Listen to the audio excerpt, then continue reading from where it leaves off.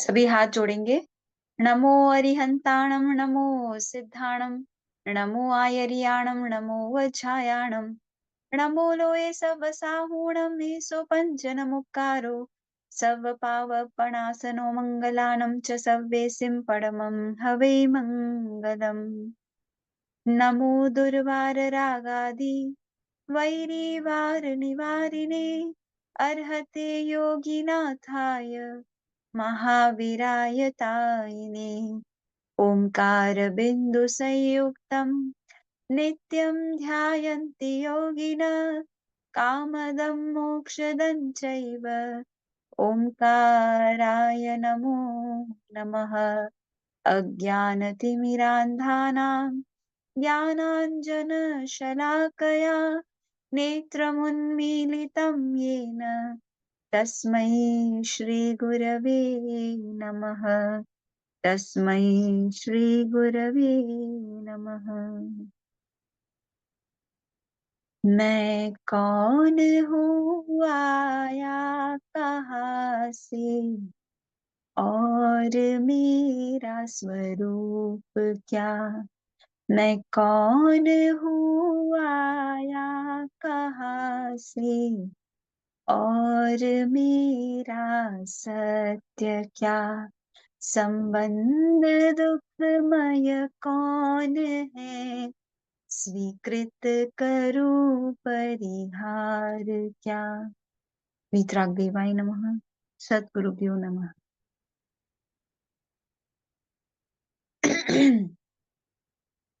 आज सेशन में लगभग केवल 2 ही जन जुड़े हैं।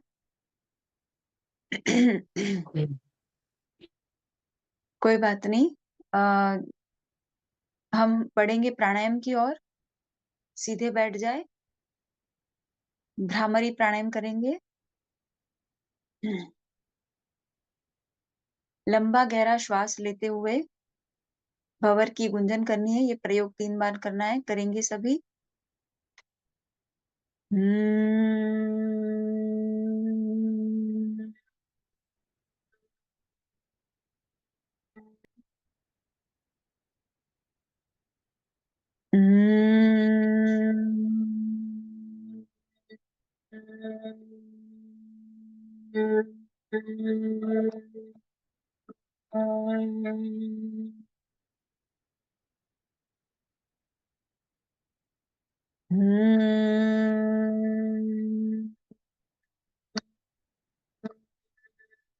तो आज हम जो डिस्कस करने वाले थे ये अष्टांग योग और अष्ट दृष्टि, जो योग साधना के अंदर आचार्य हरिभद्र ने महत्वपूर्ण बात बताई है, जिसमें 8 दृष्टियों का वर्णन किया है और उसकी तुलना जो है पतंजलि के योग दर्शन के जो अष्टांग योग है उसके साथ की है ना।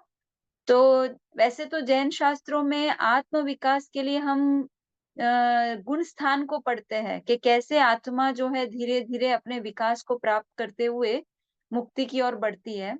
यहाँ पे हम 8 दृष्टियों से आत्मा का विकास देखेंगे।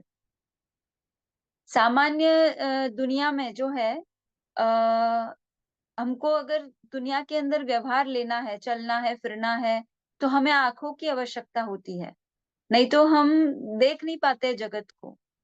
वैसे ही हमारे अंतर जगत में जब हम विहार करते हैं, अंतर जगत के जब अंदर जब हम विचरण करते हैं, तो वहां पे भी आंखों की आवश्यकता है और उसे हम अंतर चक्षु के द्वारा देखते हैं।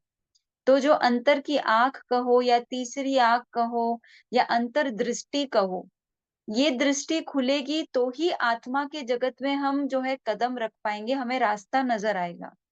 अगर ये अंतर चक्षु नहीं खुलते हैं तो हम अंतर की दुनिया में चल ही नहीं पाते हैं, आगे बढ़ ही नहीं पाते हैं, है ना। तो जगत में जो है आंखों का जो कार्य है, वही कार्य जो है दृष्टि का, अंतर्दृष्टि का हमारी आत्म विकास की यात्रा में है।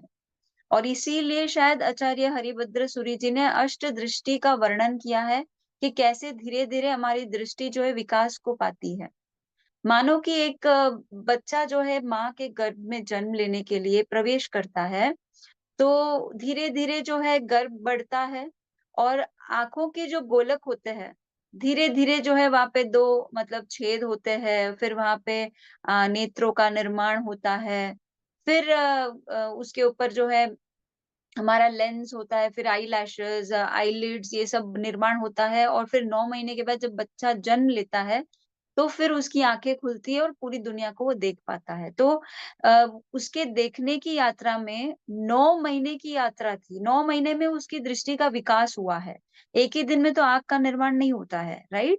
तो जब से वो माँ के गर्भ में आता है, तब से लेकर वो जन्म लेकर आँखें खोल के पूरी दुनिया को देख पाए, तब तक की जो यात्रा है वो पूरी दृष्टि आँखों के द विकास की यात्रा है। ठीक वैसे ही आप इमेजिन करिए कि अंतर दुनिया में जब हम प्रवेश करते हैं तो वहाँ पे भी हमारी दृष्टि का विकास होता है और दृष्टि का विकास हमें प्रकाश के माध्यम से जो है कल्पना करेंगे। आचार्य ने हमें दृष्टि कौन से प्रकाश के कंपैरिज़न में बताते हुए बताया कि हमें कितना दिखने लगता है ना? जैसे कि बहुत सारे लोग कई क्लास में भी प्रश्न कर रहे थे कि हम सोचते तो है कि जो भी सिद्धांत है उनको अप्लाई करें पर समझ नहीं आता है, रास्ता दिखाई नहीं देता है।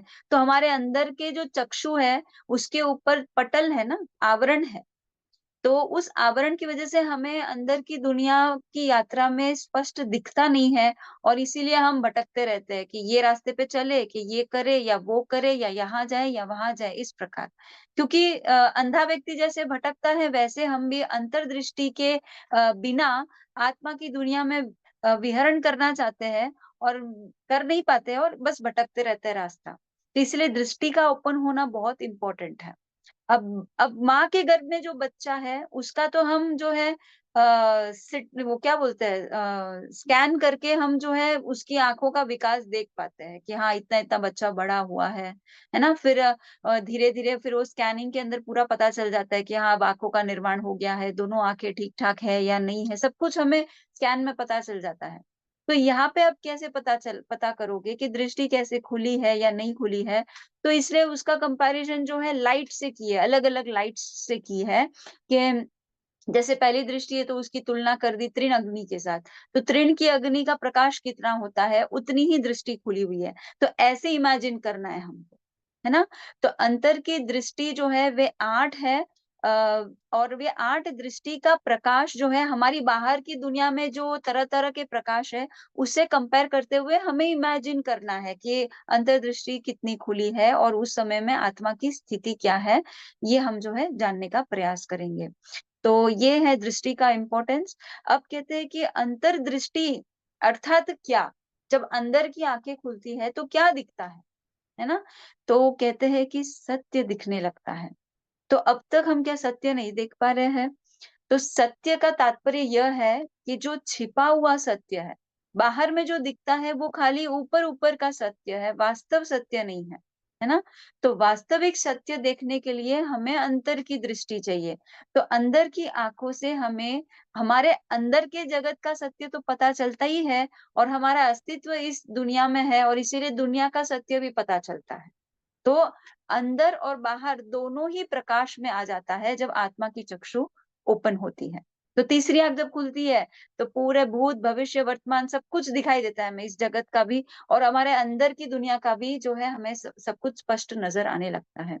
तो दृष्टि का तात्पर्य यहाँ पे है सत्य का दिखना। इसको शास्त्रीय भाषा में हम कह पाएँगे कि बोध हो जाना, है ना?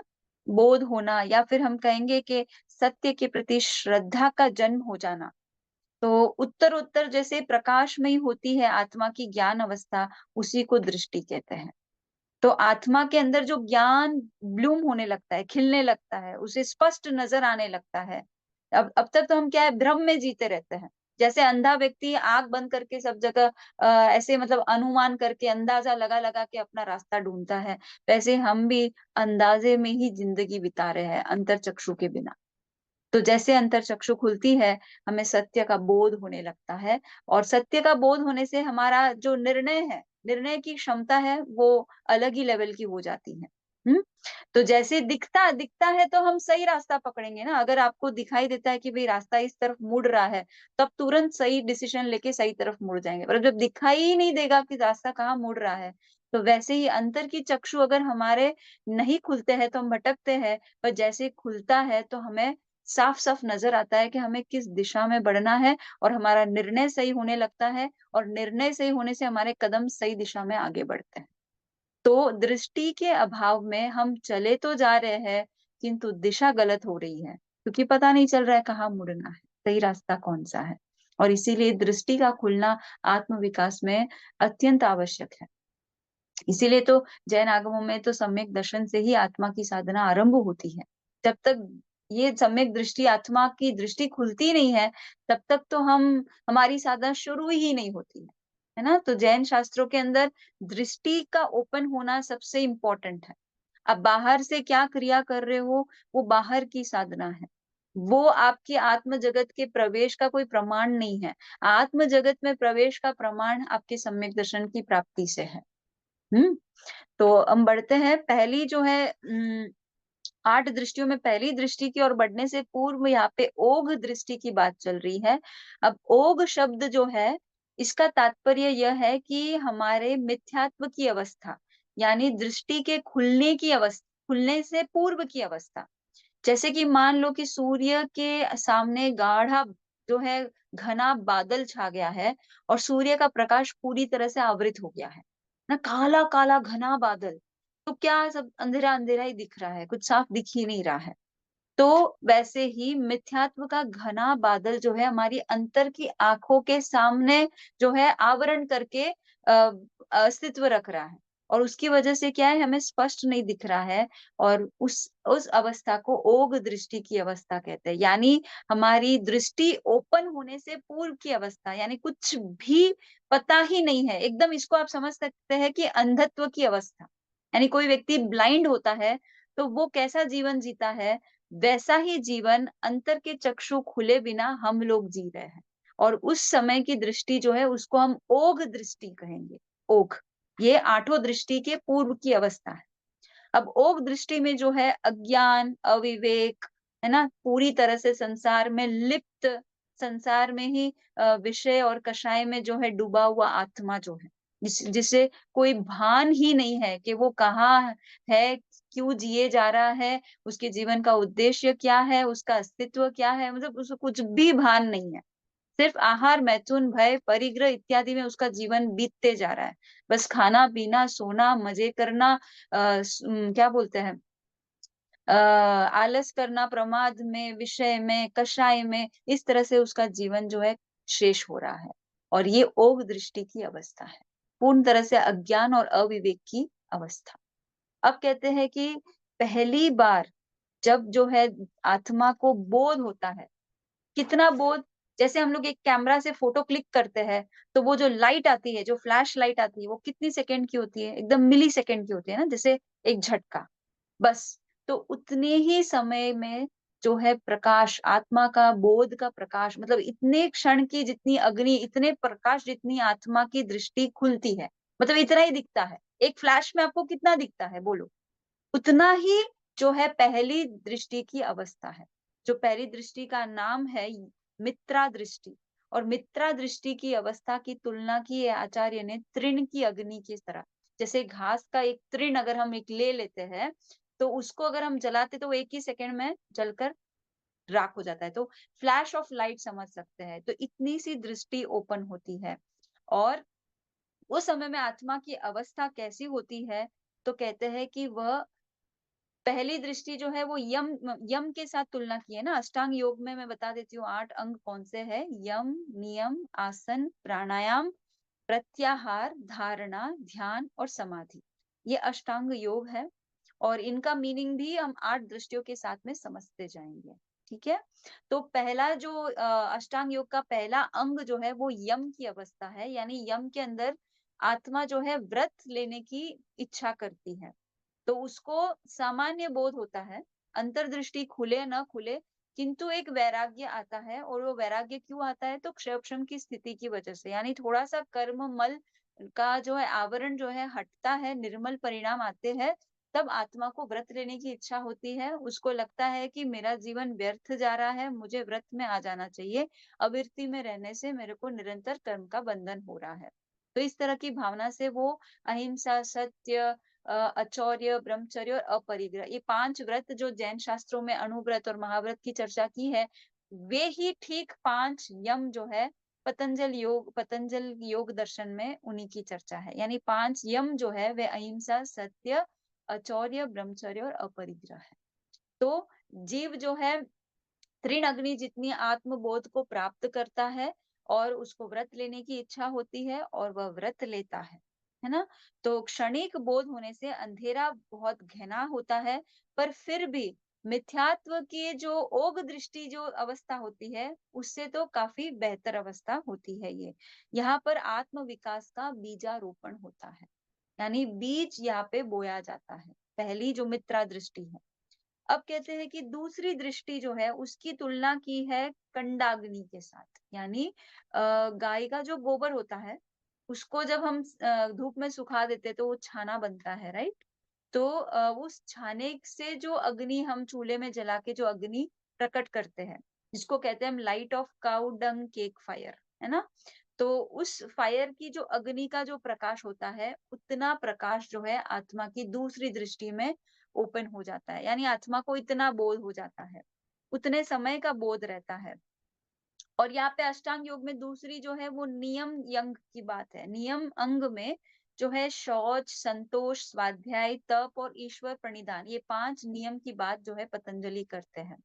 तो शौच यानी शुद्धि, अंतर शुद्धि यानी मन की सफाई और बाहर की शुद्धि यानी कायिक शुद्धि।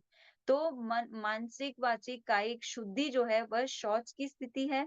संतोष यानी जो है मन जो है जो भी प्राप्त है उसमें संतुष्ट है, अब वो अधीर नहीं है कुछ पाने के लिए, जितना भी मिला है, जो भी मिला है, बस उसी में संतोष है।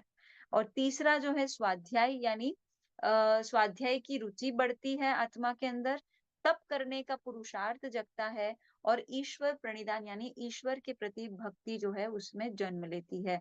तो ये नियम की अवस्था है।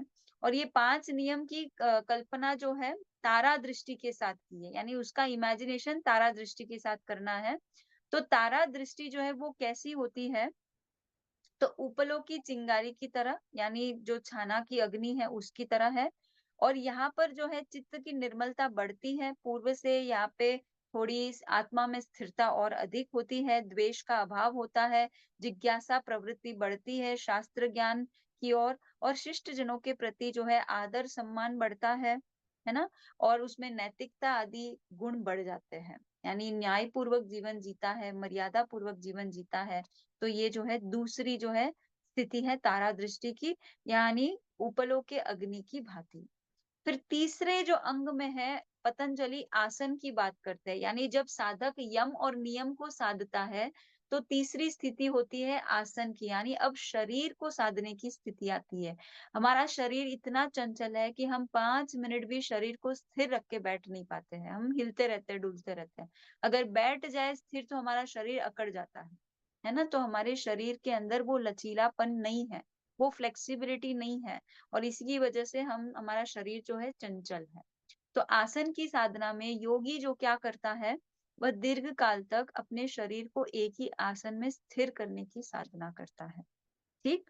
तो अब यहाँ पर आचार्य हरिभद्र बला दृष्टि की बात करते हैं। मित्रा तारा के बाद अब तीसरी दृष्टि बला की है, और ये बला दृष्टि के अंदर आत्मा की आंखों से कितना प्रकाश होता है, क्या देख पाती है आत्मा, कितने हद तक देख पाती है? तो कहते हैं काष्ठ के अग्नि की भांति इसकी कल्पना है, यानी फायर ऑफ वुड या लाइट ऑफ वुड फायर, है ना? ऐसे समझ सकते हैं।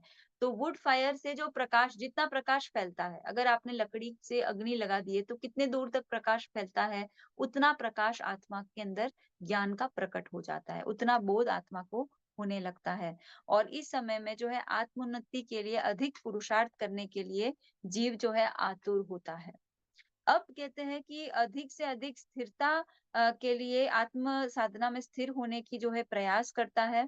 और जैन जैन शास्त्रों में जो है आसन के बारे में हमने पहले भी चर्चा की है कि यहाँ स्थान की बात कही है, आसन की बात नहीं कही है। जैसे हम कहते हैं ठाणेनम मोनेनम, है ना?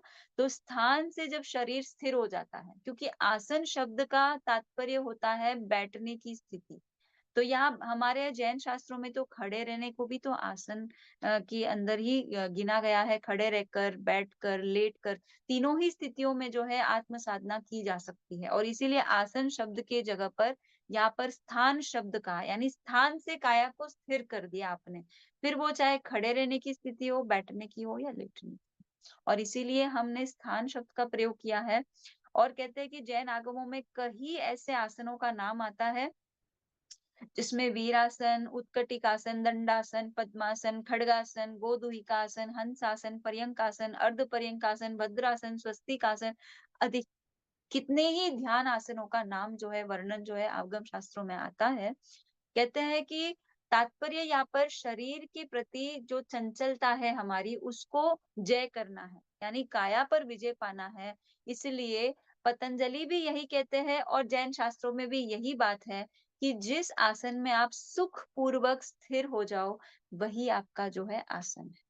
सो वॉट एवर आसन, जिस भी आसन का प्रयोग आपने लंबे समय तक किया है, जिसका अभ्यास आपने दीर्घ काल तक किया है, उस आसन में अगर आप सुख पूर्वक स्थिर रह पाते हो, आप शरीर की चंचलता पर विजय प्राप्त कर पाते हो, देन दैट इज योर आसन, है ना? वह आपके लिए सही उचित आसन है। और उसी आसन का अभ्यास करते करते अगर आप कम से कम 3 घंटा अगर एक आसन में बैठ गए, तो समझ जाना कि आपने उस आसन की सिद्धि कर ली। 3 घंटे एक ही आसन में अगर आप स्थिर बैठ गए, तो आपके आसन की सिद्धि हो जाती है।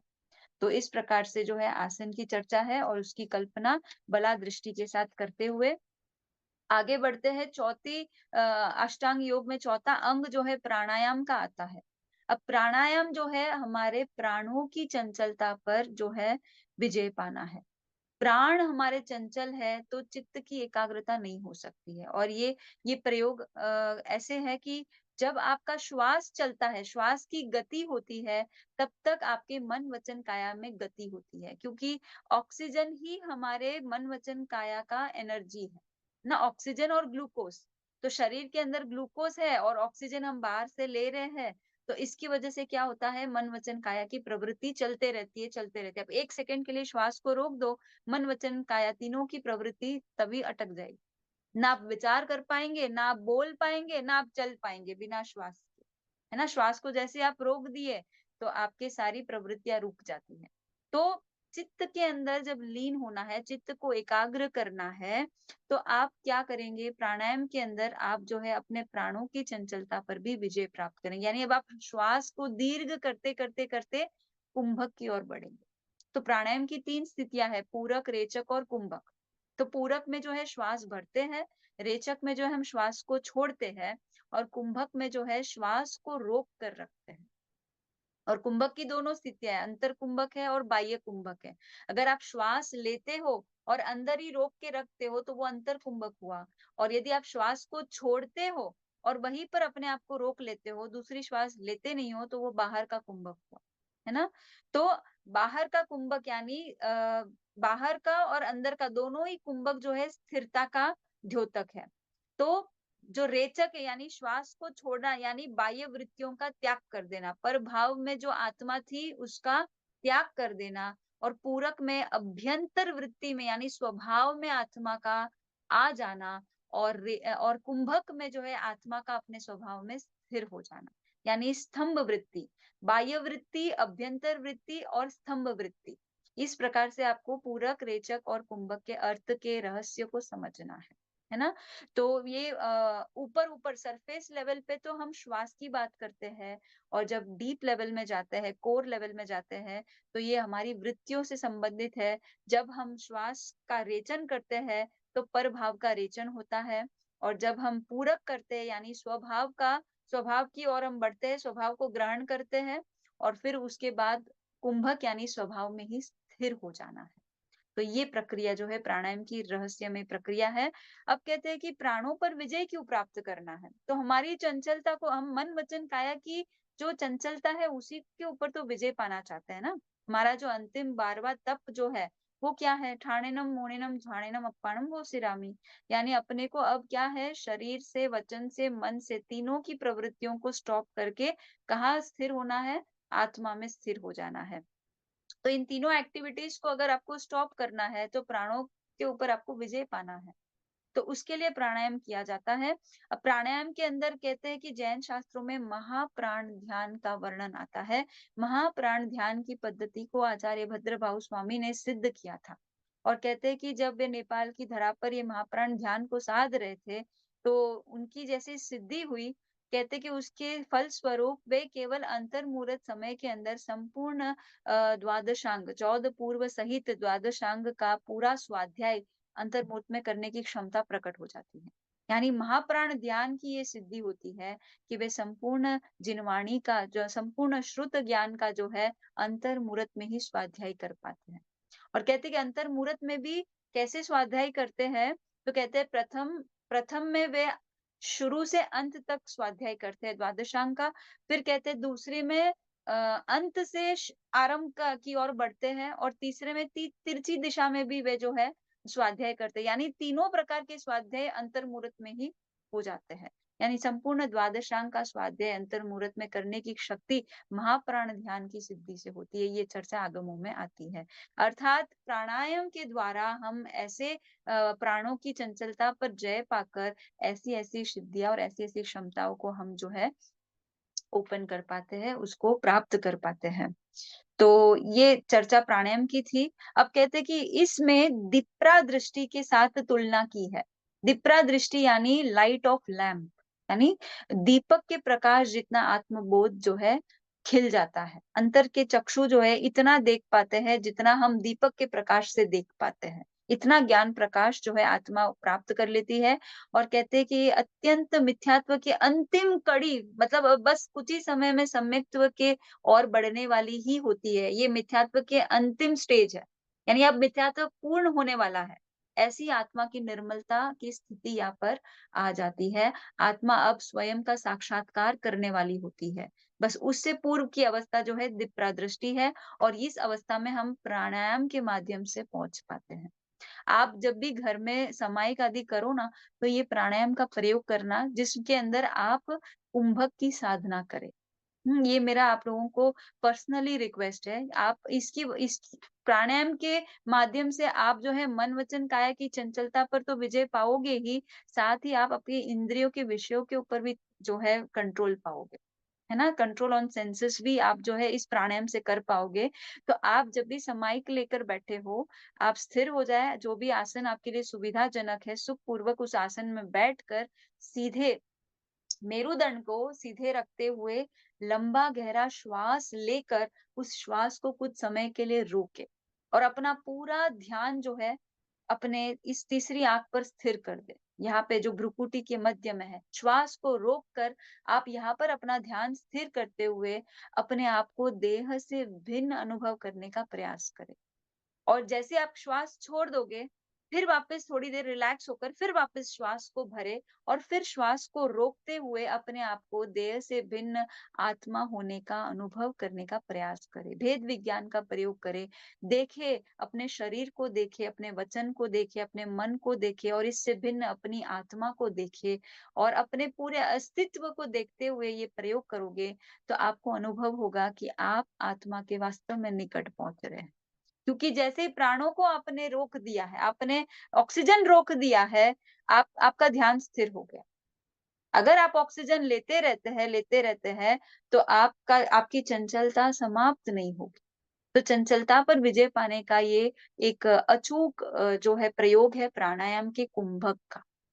है ना? बंगाल के अंदर जो है, मैं बंगाल में हूँ अभी और मैंने यहाँ पर एक बात सुनी है कि यहाँ कुछ कुछ 100 वर्ष भी नहीं हुए होंगे शायद। यहाँ पे एक ऋषि थे, उनकी साधना ऐसी थी कि वे श्वास लेते थे और श्वास लेने के 6 महीने के बाद श्वास को छोड़ते थे।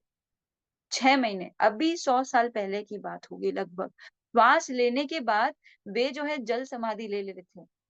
यानी पानी के अंदर नीचे उतर जाते थे और पानी के नीचे तल में बैठे रहते थे और श्वास को तो रोक के रखा हुआ है, इससे हमको बाहर की दुनिया का जो है डिस्टरबेंस नहीं आता है और वो पूरी तरह से आत्म ध्यान जो है बिना कोई विघ्न से कर पाते थे और इसीलिए वे जल समाधि लेते थे। तो विचार करिए कि हम जैसे-जैसे कुंभक का प्रयोग करते जाते हैं, हमारी श्वास दीर्घ होने होने लगती है। हम लंबी श्वास की अभ्यासी हो जाते हैं।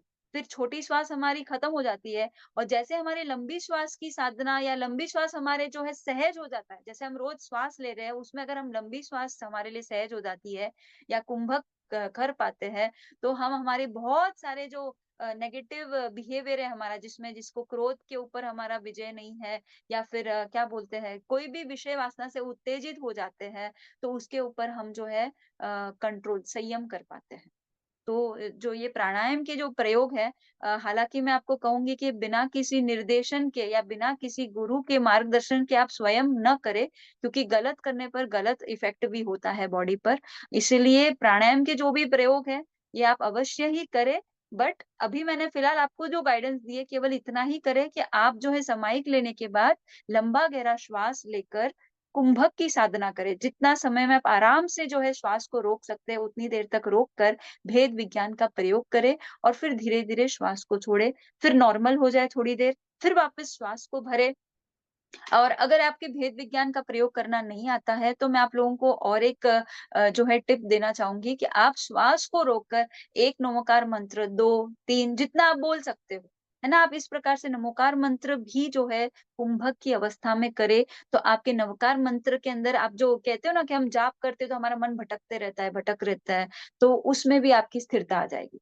तो आप जो भी मंत्र साधना चाहते हैं, जो भी जाप करना चाहते हैं, वो आप कुंभक की स्थिति में करें।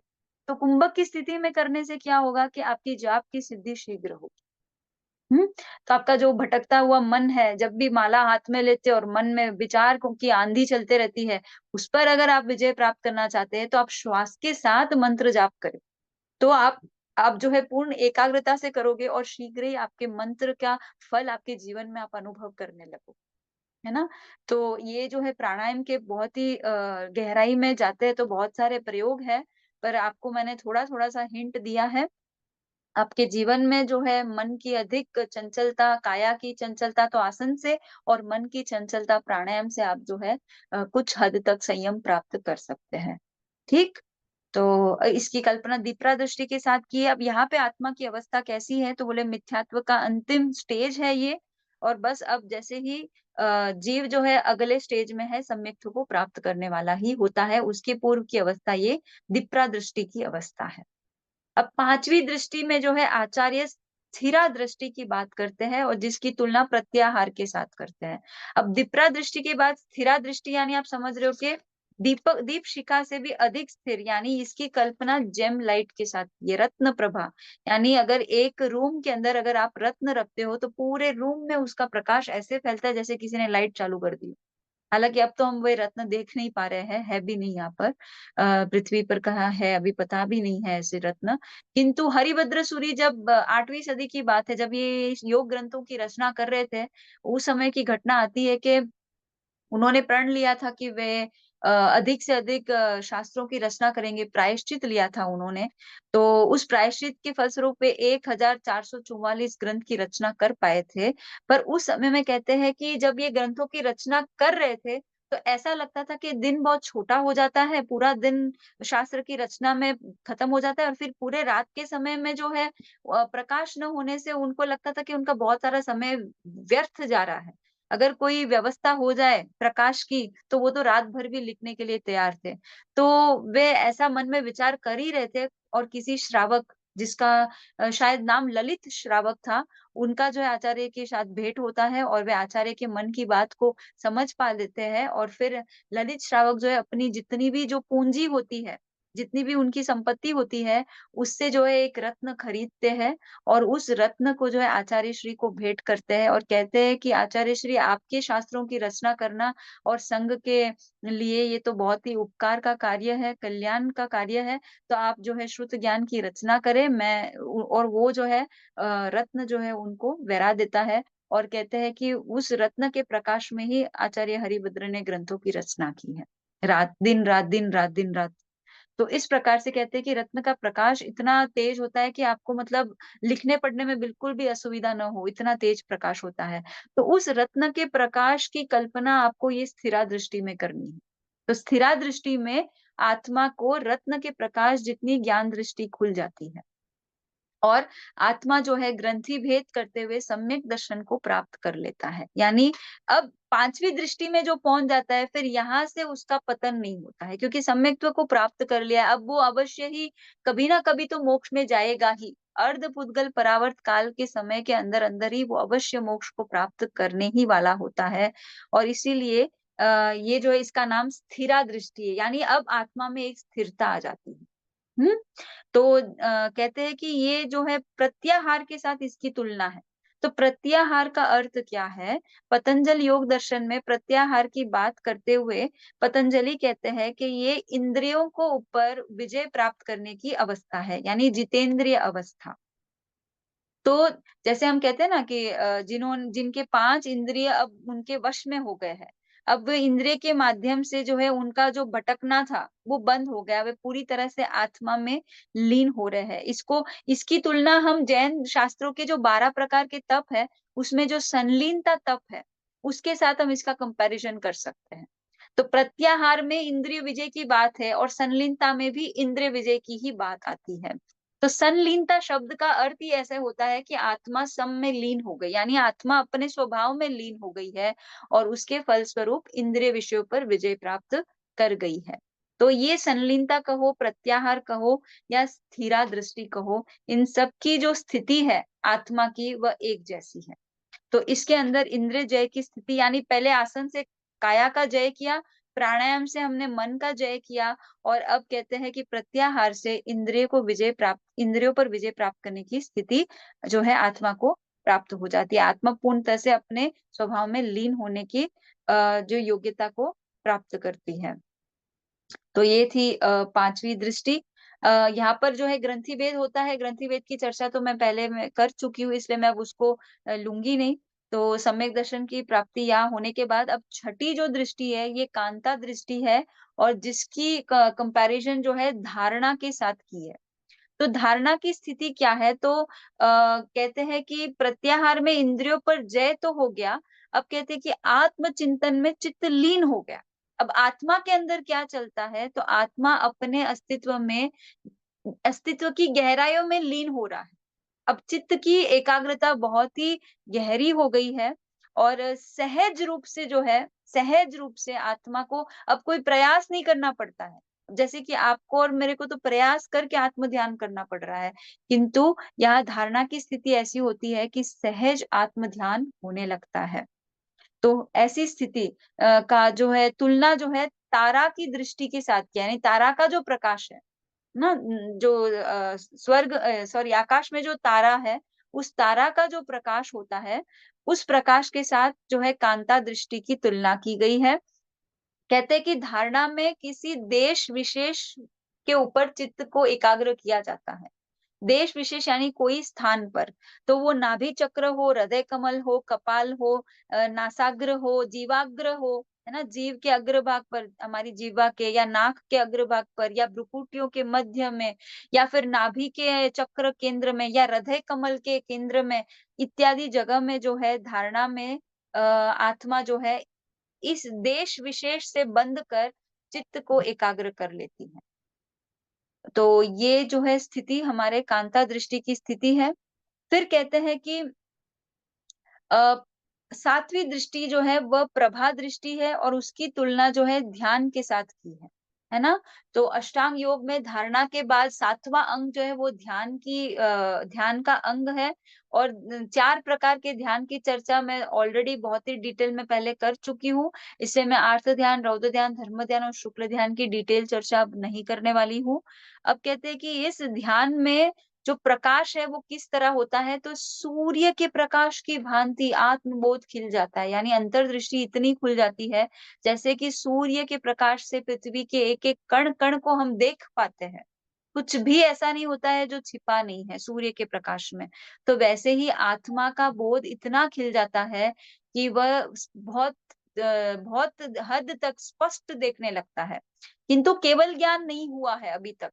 तो केवल ज्ञान नहीं होने के कारण ये स्थिति आप समझ सकते हो कि ये हमारे छद्मस्तों में जो श्रेष्ठ है, यानी गणधर भगवंत की स्थिति जो है, वैसा आप मान सकते हो कि गणधरों को जो पूरी दुनिया दिखाई देती है, वैसी स्थिति है ये प्रभा दृष्टि में। यानी केवल ज्ञान से पूर्व 4 ज्ञान के स्वामी होते हैं गणधर भगवंत। तो 4 ज्ञान के धारी जो छद्मस्त में श्रेष्ठ जीव, तो ऐसे जीवों का जो ज्ञान का प्रकाश है, बोध का जो प्रकाश है, उसकी कल्पना आप जो है प्रभा दृष्टि के साथ कर सकते हैं। तो ये ध्यान के अंदर आप कहेंगे ये कौन से ध्यान की स्थिति है?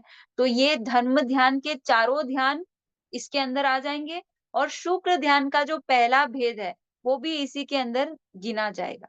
है ना? शुक्ल ध्यान के हमने 4 भेद की चर्चा की थी, उसमें जो सबसे पहला जो है, वो भेद भी इसके अंदर आ जाएगा। यानी शुक्ल ध्यान का पहला स्टेज भी यहाँ आ जाएगा। अब कहते हैं कि ध्यान की व्याख्या क्या है जैन शास्त्रों में? तो उसमें कहते हैं कि उत्तम सहनन वाले यानी वज्र, ऋषभ, नारद संज्ञान वाले जो आत्मा है, वे यदि एक मुहूर्त तक एक अंतर मुहूर्त तक जो है किसी एक विषय पर अपने चित्त को टिका के रखते हैं, तो उसको ध्यान कहते हैं। राइट? तो कहते हैं कि ये छद्मस्त की अपेक्षा से ऐसे बताया गया है, जबकि छद्मस्त अवस्था को क्रॉस करके जब केवल ज्ञान की दशा प्रकट होती है, तो फिर वे अंतर्मुहूर्त वाली स्थिति नहीं होती है, फिर तो वे सदा के लिए एक ही विषय में, एक ही परिणाम में स्थिर हो जाते हैं। तो छद्मस्त की अपेक्षा से ये अंतर्मुहूर्त का टाइम है ना? तो ये ध्यान की जो है चर्चा है। कहते हैं सूर्य प्रभा के सम सुस्पष्ट बोध है और यहाँ पे जो सुख की अनुभूति होती है, वह कहते हैं कि राग द्वेष के अत्यंत अभाव के कारण जो है परमानंद की अनुभूति जीव करता है और कहते हैं कि इसमें चित्त की एकतानता इतनी हो जाती है, इतनी आत्मा लयलीन हो जाती है कि बस अब कुछ ही समय में वह श्रेणी चढ़कर केवल ज्ञान को प्राप्त करने वाली ही होती है।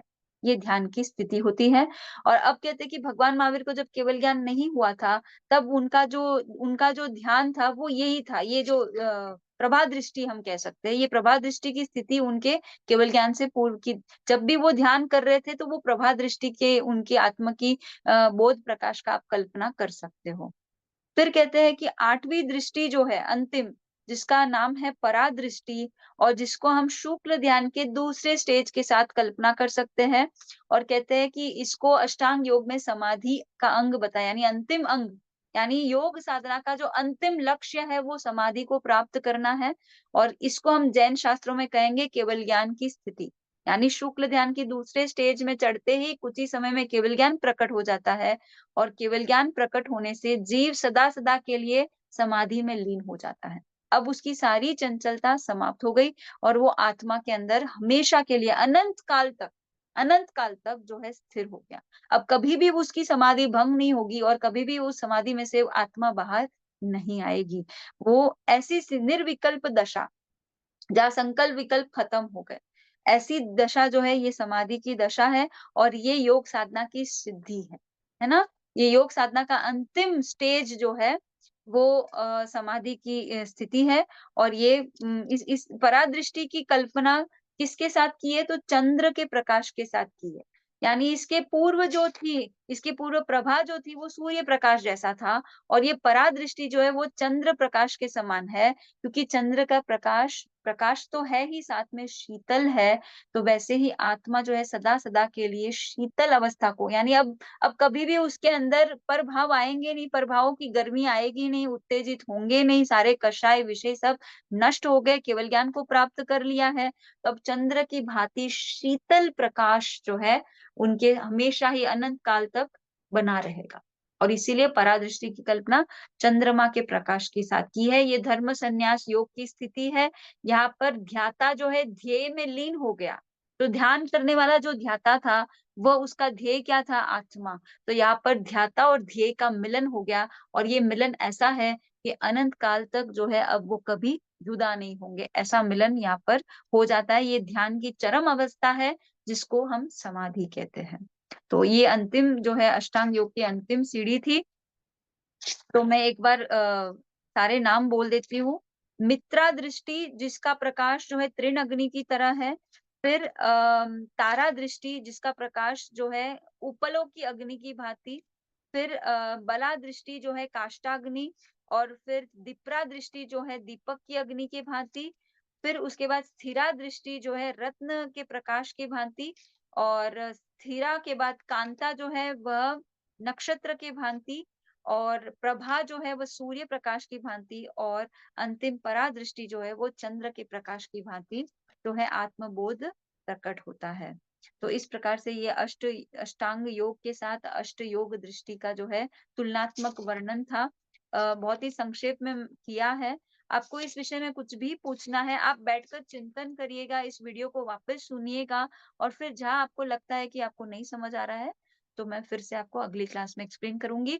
और अगली क्लास में जो है हमारा अंतिम सेशन है जैन श्रवण योग साधना का, जिसके अंदर हम 28 प्रकार की लब्धियों का वर्णन करेंगे, यानी योग साधना करते हुए हमें क्या क्या लब्धियां और क्या क्या सिद्धियां प्राप्त होती है।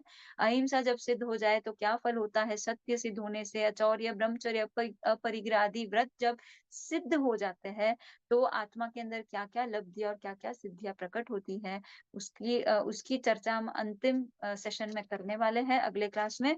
आज के लिए बस इतना ही। जिना के विरुद्ध कुछ भी कहा गया हो, मिच्छामि दुक्कडम।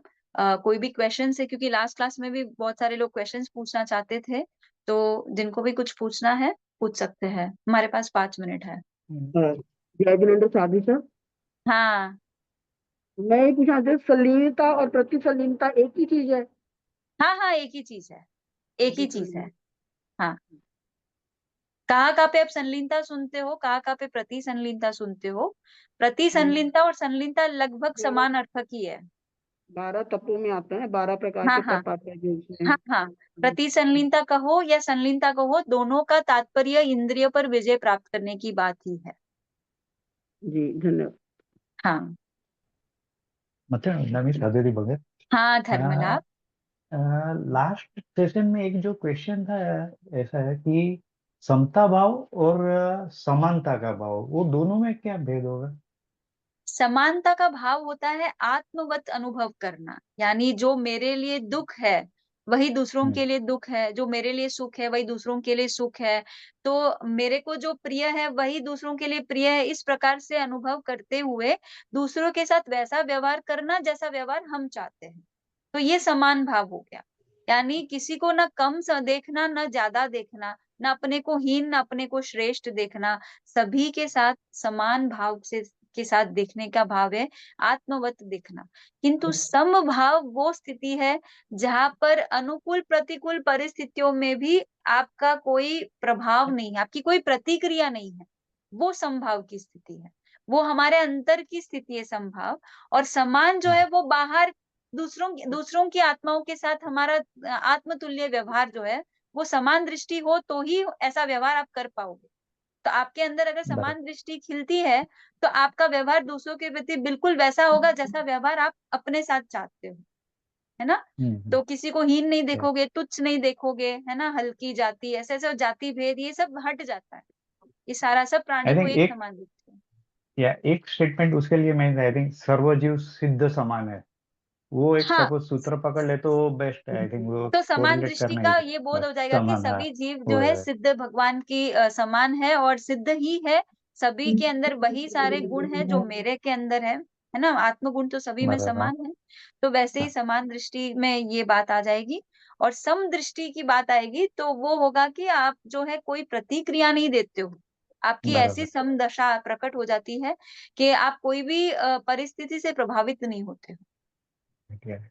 और दूसरा क्वेश्चन, अभी आज आज का सेशन में जो है ना, अभी योग दृष्टि समुच्चय हाँ उसमें मीन्स एक लेफ्ट साइड पे 8 हम दृष्टि पकड़े, सपोज मित्र तारा बल अभिप्राय, बराबर।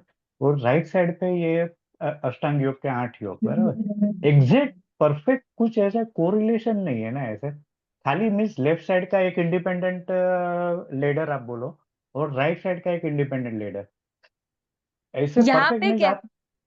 परफेक्ट हाँ। इसलिए नहीं लग रहा है क्योंकि जैन दर्शन में आत्म विकास दृष्टि के विकास से देखा गया है, किंतु हाँ। यहाँ हाँ। पे योग साधना का विकास कैसे देखा है? तो पहले व्रत में आया, फिर आसन जय किया, फिर प्राणों को जय किया, फिर इंद्रियों पर जय किया। तो ये बाहर से अंदर की स्थिति दोनों, मतलब बाहर से अंदर तक जा रहे हैं हम, ऐसा लगेगा हमको हम्म। अष्टांग योग में। हम्म। किंतु हम्म। अष्ट दृष्टि में जो है आचार्य बाहर की चीज को इम्पोर्टेंस दे ही नहीं रहे हैं, क्योंकि अंदर दृष्टि खुलती है तो ऑटोमेटिक बाहर का व्यवहार तो चेंज होने ही वाला है, राइट? तो दृष्टि हम्म। करेक्शन ही करने की साधना जैन दर्शन की साधना है, क्योंकि जैन दर्शन भाव प्रधान धर्म है। आप बाहर से आपको आसन प्रैक्टिस करना है या आपको प्राणायाम प्रैक्टिस करना है, उस पर जोर नहीं देता है, पर जोर ये देता है कि आप इतना ज्ञान प्राप्त करो कि आपकी दृष्टि खुले। तो दृष्टि जैसे ही खुलेगी, तो स्वतः ही आपकी सारी चंचलता धीरे-धीरे समाप्त होते जाएगी। जैसे आप मुझे मेरे एग्जाम्पल में ले लीजिए कि मैंने पतंजलि योग के अष्टांग योग का प्रैक्टिस नहीं किया है, पर मैंने जैसे-जैसे जिनवाणी का श्रवण किया और ज्ञान दृष्टि जैसे-जैसे खुलती गई, बोध प्रकाश जैसे-जैसे खुलता गया, स्वतः ही काया की चंचलता बोलो, इंद्रियों की चंचलता बोलो, ये उसका फ्रूट है, दृष्टि का फ्रूट है। सो ये साधना नहीं है एक्चुअली, ऐसे देखा जाए तो दृष्टि के फल स्वरूप ये ये होने लगता है, ऐसे लगता है मुझे। राइट। इसीलिए दृष्टि पर जोर दिया है। अगर अंदर की दृष्टि खुलती है तो बाकी सारी चीजें इज लाइक मतलब स्पॉन्टेनियस है।